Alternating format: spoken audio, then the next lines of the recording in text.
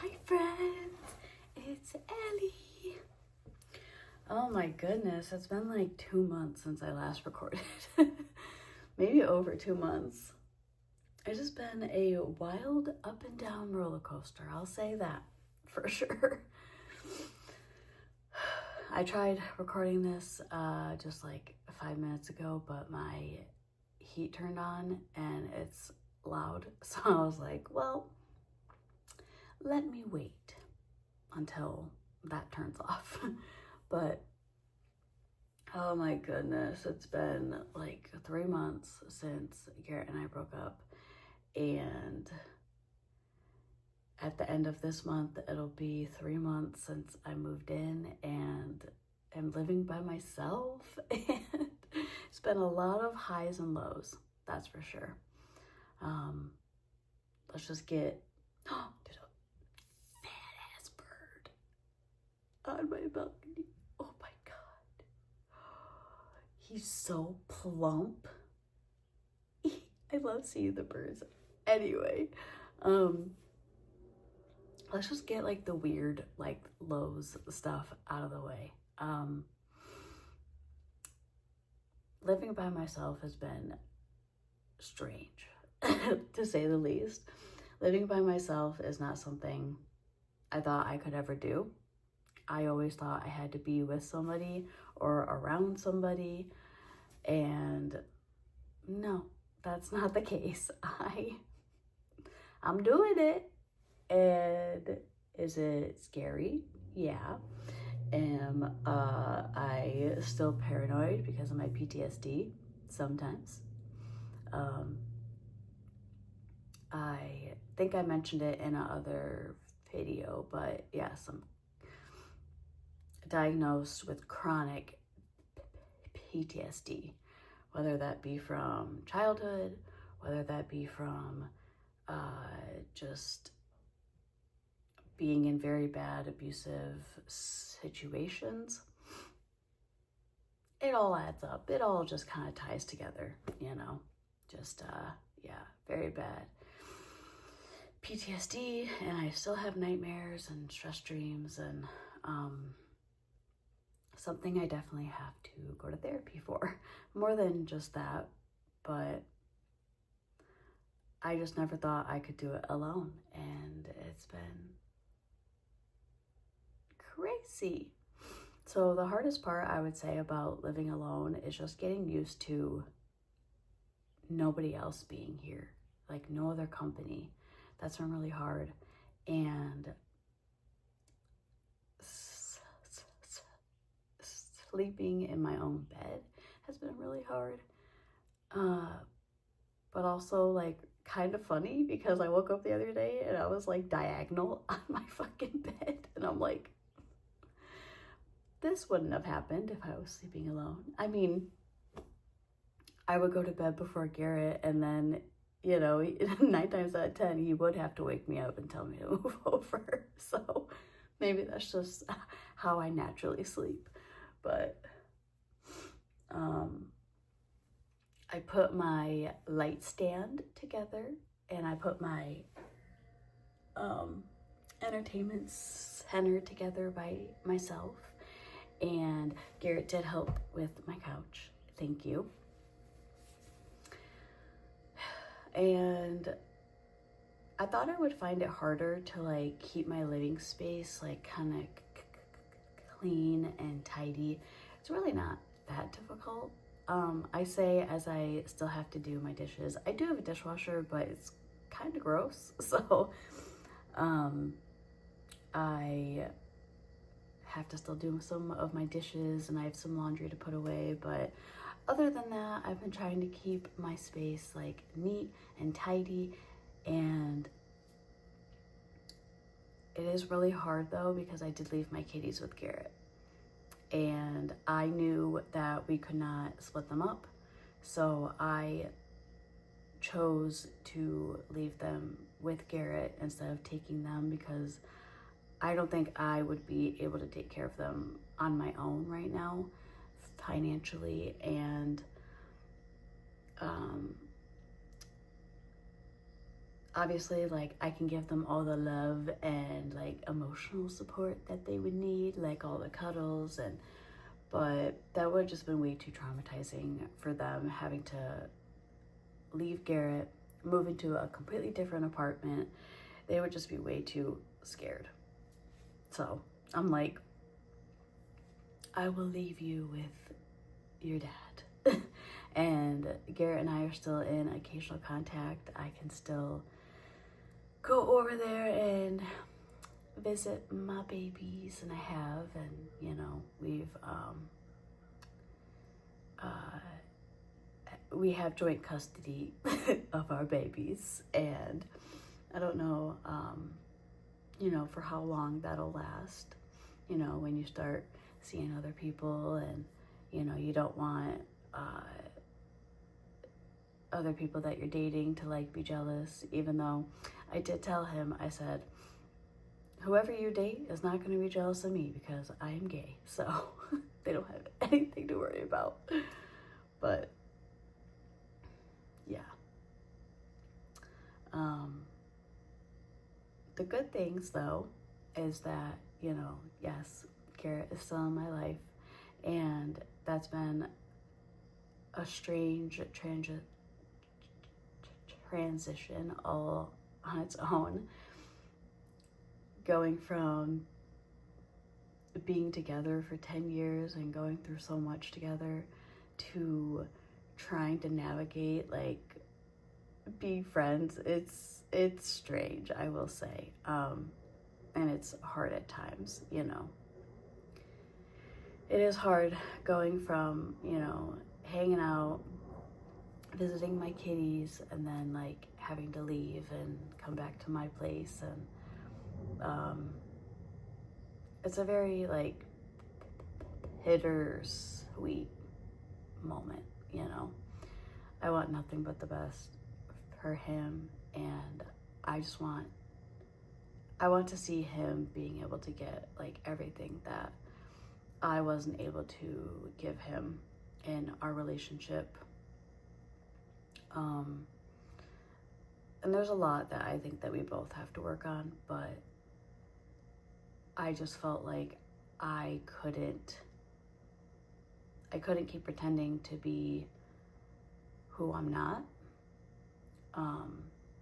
And it's very evident, like being alone and looking back at my life and my past relationships. I suppressed my sexuality a lot, and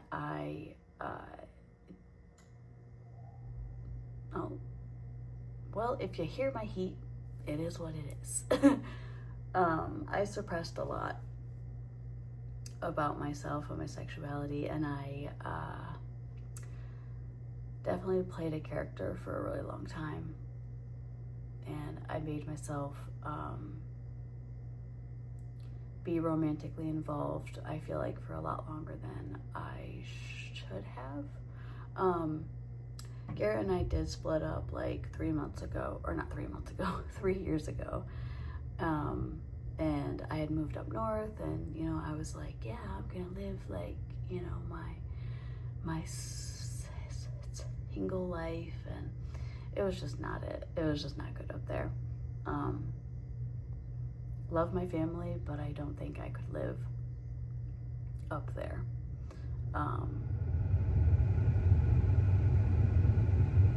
And I do miss Garrett, or I, you know, did miss Garrett, like, at the time, and I mean, I do miss him, but it was just not the right time, you know. I was like, no, I want to be with Garrett, I want to be with my kitties, I want to, you know, come back downstate, and it just ended up being what we did for the next like 3 years, and but eventually it wasn't just my sexuality, you know. I feel like we just realized that we had a hard time communicating a lot, and we were just like not seeing eye to eye on certain things, and I knew he would never end it, so I had to, for more than one reason, you know, and I needed to be free of the reminders of the abuse and my PTSD, and our communication wasn't the best, and you know, my sexuality was always there, and it was just time, you know, it was time. But I will forever be grateful that he's still in my life, and we still update each other on small things, and you know, he still updates me on the kitties, and yeah, I actually had COVID a couple weeks ago, and that knocked me on my ass, but I was like really, really, really heartbroken because I could not go over and see my kitties, and because I try to at least go over like once or twice a week, just try to visit my babies and see how they're doing, and oh, my kitty girl, she's heartbroken, she really is, and it hurts my soul. She's not the same, but they'll adjust, you know, they'll adjust, and I still plan on going with Garrett to their vet visit.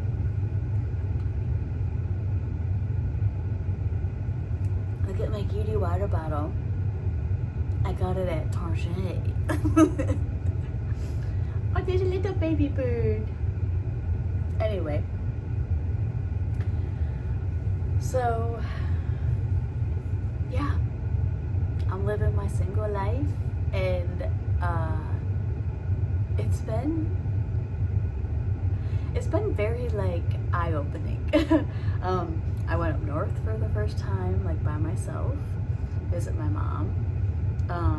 I went to my bestie's house like an hour and a half away, and she's come over here like a few times, and we've gone to the mall, and yesterday we went for a hike.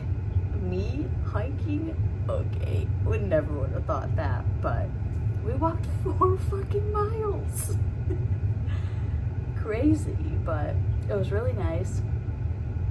I've become a coffee girl now. Like at my work, I have to make coffee every morning, and I always just, I'm like, let me have a little taste, let me have a little coffee. Now I'm just a coffee girl. Don't know when that happened, but it did.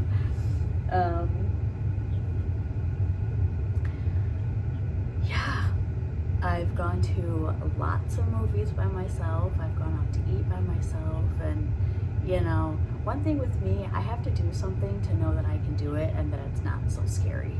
Like yesterday, for example, my friend and I drove. We went hiking, and then we went back to Target, and then we went to eat, and I drove home. Like, I did a lot of driving that I normally like don't do in like an area that I don't normally go and visit, but I did it, and it's just like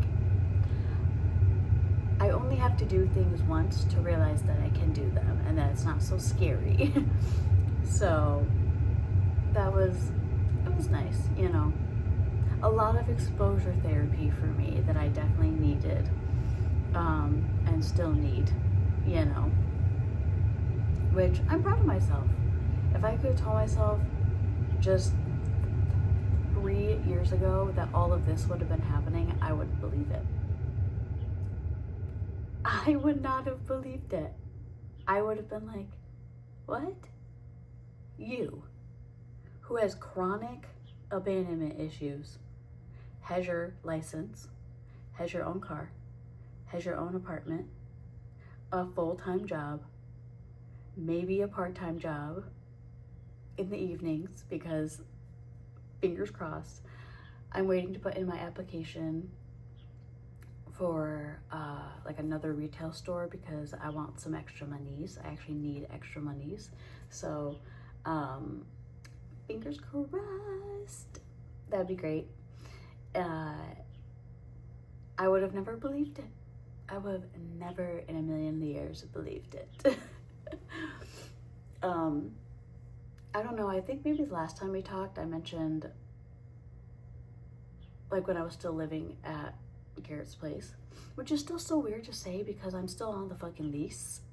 Like, I had 2 sets of keys, but obviously when the lease is up, I will be giving those keys back to him because I won't need them anymore. I just selfishly hang on to them in case I need to go see my babies. Or, you know what? If something happens with Garrett, I have keys. I can help a bitch, you know? But, I was on ADHD medicine for a little bit there. And, the last one that I was taking broke me out in really bad hives. So I'm like, yeah, I'm not taking this anymore. And I'm just still taking my anxiety and depression medication, which thankfully, like, I have that. I don't think I could have done any of this without that medication, so that's really good. But all the other stuff, I still have to go to therapy for. I feel like my depression has lifted a lot, but it's the PTSD that I'm still struggling with.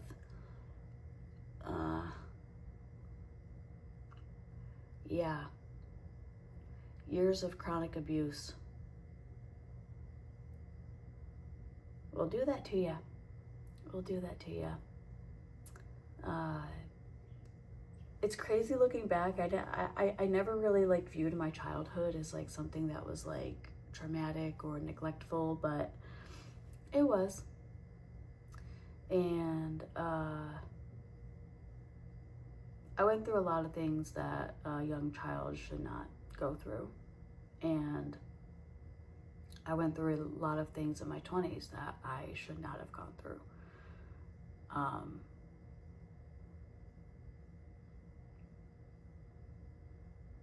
I wanted to leave a long time ago, but because I loved Garrett and we bonded,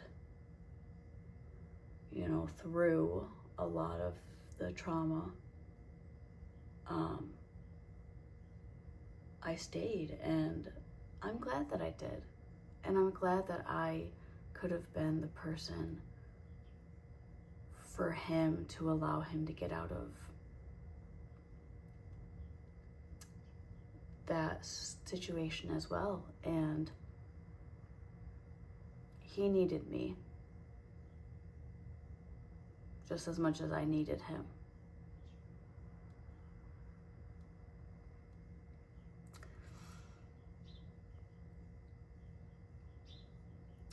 So I'm thankful that I could have been there for him. I'm thankful that I taught him a lot of lessons as well. You know, it's a very bittersweet thing.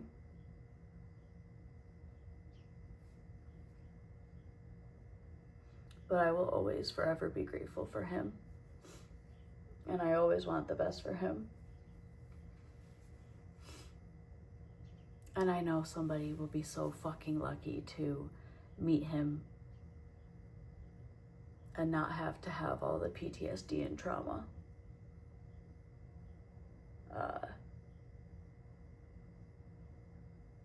It's really good that he is going to be able to introduce like this new version of him to somebody that didn't have to go through what we went through and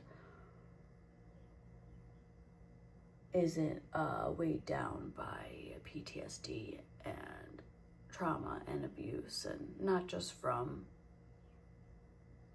what him and I went through, but, you know, lifelong.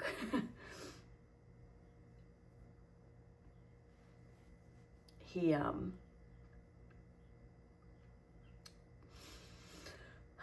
didn't think I would be getting emotional. He sent me a couple voice messages one night, and he was like, I wouldn't be who I am today without you. I wouldn't be where I am today without you. And I will forever be grateful for you.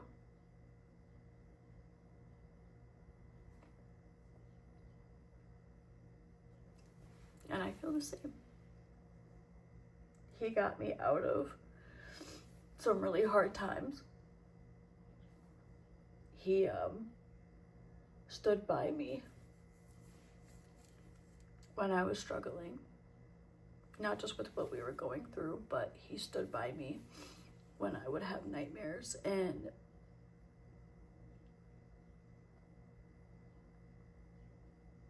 just like be hyperventilating from my like flashbacks and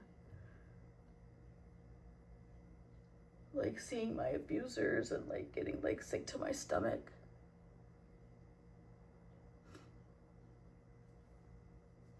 He was there for it all. He was there to help me through it. He was there to calm me down and tell me to breathe and that I'm okay. And you know, I needed him. He also taught me a lot about like the stuff I wasn't seeing with my own family and how like abusive they were, or the traits and behaviors that like I exhibit, you know, are very much like my mom. And at times, you know, that's not good. That's not who I want to be. And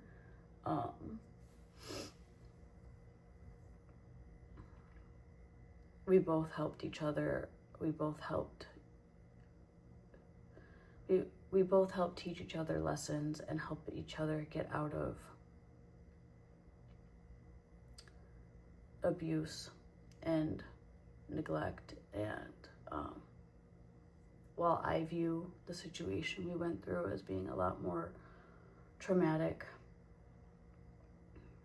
I still helped him get out of that, and I know he will forever be grateful for me.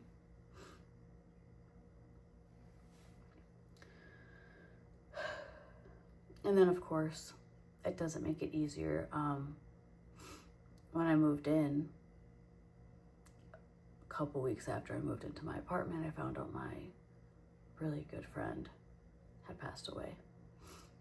And I did mention that in my last video, but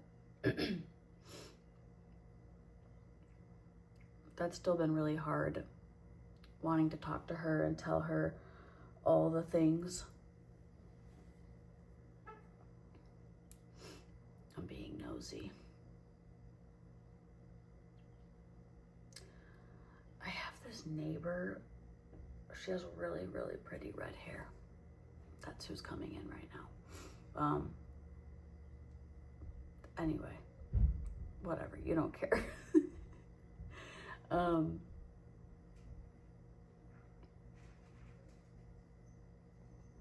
forgot what I was saying. Yeah, because I got distracted.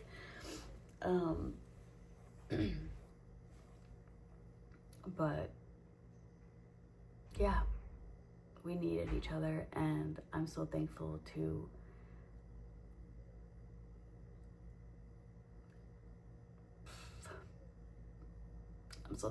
have been there for him. Because you don't really realize a situation you're in until you're out of it.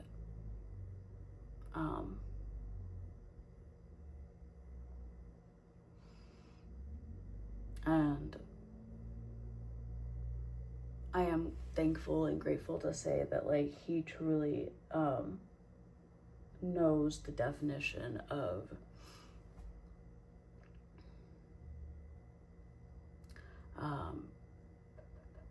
breaking the mold or breaking generational curses and being your own person, and not letting like what you've been through like turn you into such a hateful person. And allowing yourself to not be like who raised you. And that's something I have to learn.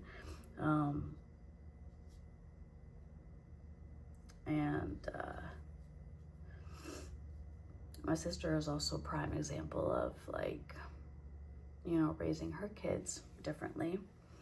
And not like our mom was like the worst fucking person ever. That's not what I'm saying. But my sister is just doing things so different, and I'm so proud of her. And that's the same thing with Garrett, you know? He just broke lots of generational curses and is his own person, and that's like amazing. And sure, do I think that he needs therapy? Yeah. But if you asked him, he would say no. But I'm pro mental health, pro getting the fucking help you need. But I have not done so yet myself because I'm trying to get more money first. But I'm very proud of myself. I also don't think I would be here in my new apartment without Garrett. He definitely helped me a lot. Helped me, you know, get my own car, helped me move into my place. Like, I mean, I personally did all the work to like get my car, but you know, of course, he was the one that like was able to take me to the dealership or help me like rent a U-Haul. Like I paid, but he drove the U-Haul, and then he helped me move all of my shit. And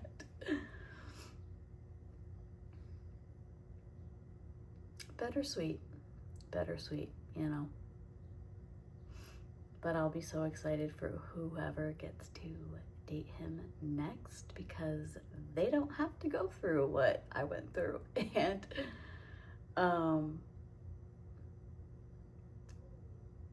they get to meet my wonderful babies.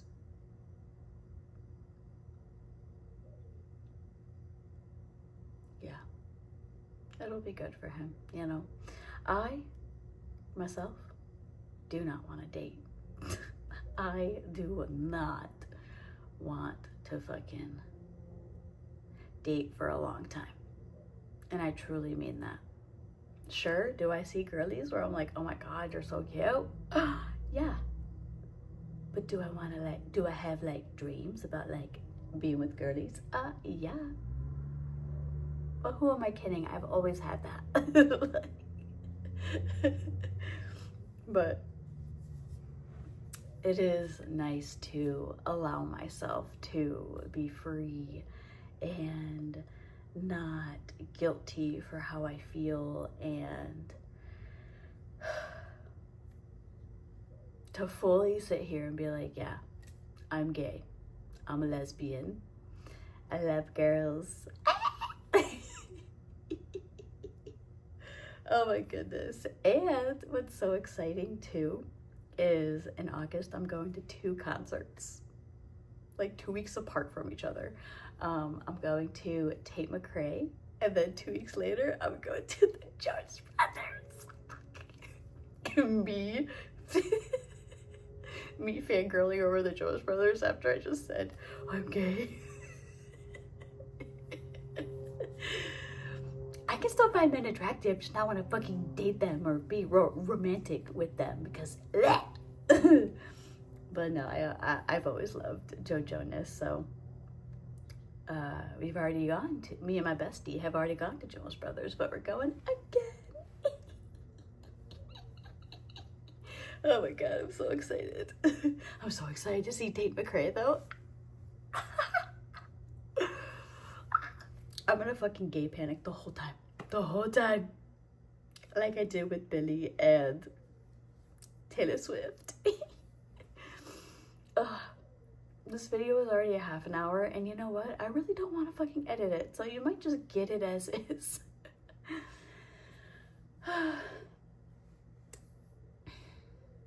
Yeah, I'm like trying to think if there's really anything else. I've like gone out to hang out with like people from work a lot more, and I've just ventured off and